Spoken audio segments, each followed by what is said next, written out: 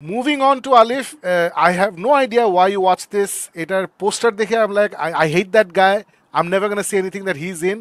এটা হচ্ছে একটা কোনটা? রাইটারের বইয়ের উপর ওই ব্যাটা আরেকটা ও আচ্ছা, করছিল। এটা আমার ওই হাজব্যান্ড ওর বয়ফ্রেন্ড যে লোকটা, আমি ছবিটা নিয়ে আসি, এর চেহারা দেখলে ম্যাচ খারাপ হয়ে যায়। This is very specific kind of description. ওই হাজবেন্ডের ব্যাটার এই ব্যাটা ও এই ব্যাটা বিহাইন্ড হার আইজ। হ্যাঁ, এই ব্যাটার চেহারা দেখলে ম্যাচ খারাপ হয়ে যায়, যদিও আমি 100% শিওর না if is that guy or not. এটা হচ্ছে একটা রাইটারের, হ্যাঁ, based on the best selling novel. Yes, এই রাইটারের নাম আমি শিওর ফারুকের সবগুলো বই পড়ে ফেলছে।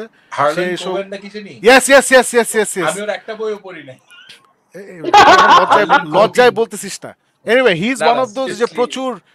প্রচুর steamy romance drama related murder mysteries লেখে, এবং এটা একটা সিরিজ বের হয়েছিল যেটা খুবই পপুলার হয়েছিল নেটফ্লিক্সে 2-3 বছর আগে। আতিশ, আমার মাই সুপার বেস্ট ফ্রেন্ড আতিশ, এবং তার বউ আমার সুপার ক্লোজ ফ্রেন্ড মাহিন, ও এক্সাইটেড হয়ে মাহিন আমাকে বলছিল সাকিবের দেখো খুব ভালো। আমি দেখছি আর আই হেটেড ইট। সো এই যে You watched the whole আমাকে thing? দেখবো। এটা না, এটার আগে একটা বের হয়েছিল, ওটা দেখছিলাম। ও আচ্ছা আচ্ছা আচ্ছা। I hated that. এটা তুমি দেখছো? I don't know why you watched it. How was it, Alif? I'll tell you why. I'll tell you why.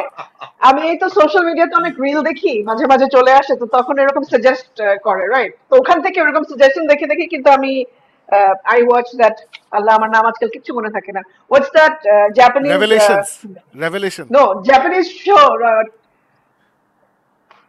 Tokyo Vice. The game show, আপনিও দেখেছেন? It was scary. Alice in Borderland.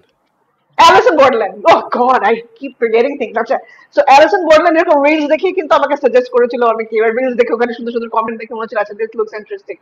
Same with Behind Her Eyes. In fact, এটা নিয়ে অনেকেই অনেক post দিয়েছে, আমি দেখেছি over the years. আমার ওই যে আমি একটা লিস্ট বানিয়ে রেখেছি না ওয়াচ লিস্টের মধ্যে, এটা ছিল। So randomly I was like আচ্ছা এর মধ্যে দেখে ফেলি। সো এই রোজার মধ্যে ইনফ্যাক্ট বসে বসে আমি দেখছিলাম।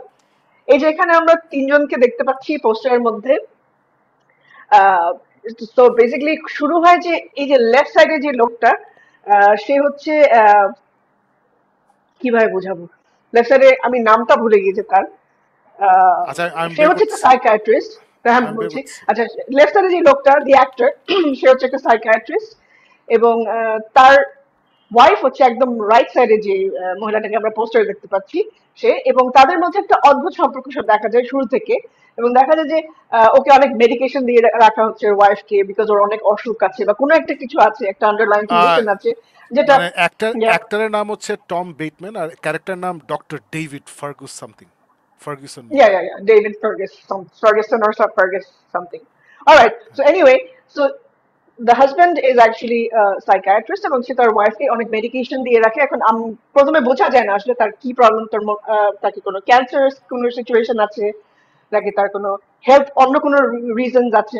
সো ওটা আস্তে আস্তে আস্তে ইউনো একটু আস্তে আস্তে আস্তে 6টা এপিসোডের পুরো শোটা। সো আস্তে আস্তে এটা রিভিল করা শুরু করে যে আসলে কি প্রবলেম, তাদের মধ্যে কি প্রবলেম, তাদের রিলেশনশিপে। এবং মাঝখানে যে ক্যারেক্টারটা আমরা দেখতে পাচ্ছি, সে হচ্ছে এই সাইকিয়াট্রিস্টের অফিসে, সে ওর আন্ডারে একজন অ্যাসিস্ট্যান্ট হিসেবে কাজ করতে থাকে, এবং তাদের মধ্যে একটা রিলেশনশিপ গ্রো করা শুরু করে। এর মধ্যেই আসলে স্টোরিটা শুরু হয়। আমি আর বেশি কিছু বলবো না। Yes, there are a lot of steamy scenes and blah blah blah, but একটা সময় গিয়ে আমার লাইক প্রায় শেষের দিকে এসে আমার লাইক কি এটা নিয়ে মানুষ এত ইন্টারেস্টেড বলছিল যে এত ইন্টারেস্টিং একটা স্টোরি এসে, বাট লাস্টে এসে এমন একটা টুইস্ট দেন, আই ওয়াজ লাইক ওকে। ওই লাস্টের টুইস্টের জন্য I actually love the series. আমি এই শোটা আমার অসম্ভব ভালো লেগেছে। ওই লাস্টের একটা টুইস্ট যেটা আমি কখনো এক্সপেক্ট করিনি যে এরকম কিছু একটা দিবে। সো আই গেস আমরা সবাই এটা খুব এক্সপেক্ট করি যে আমরা একটা শো দেখবো যেটা দেখে আমাদের এরকম কোনো টুইস্ট থাকবে, যে টুইস্টটা আমাদেরকে এরকম ভাবে মানে থ্রো করবে আমাদের দিকে যে আমরা পুরা মানে সবকিছু উল্টায় যাবে, যে কি দেখলাম এতক্ষণ তাহলে।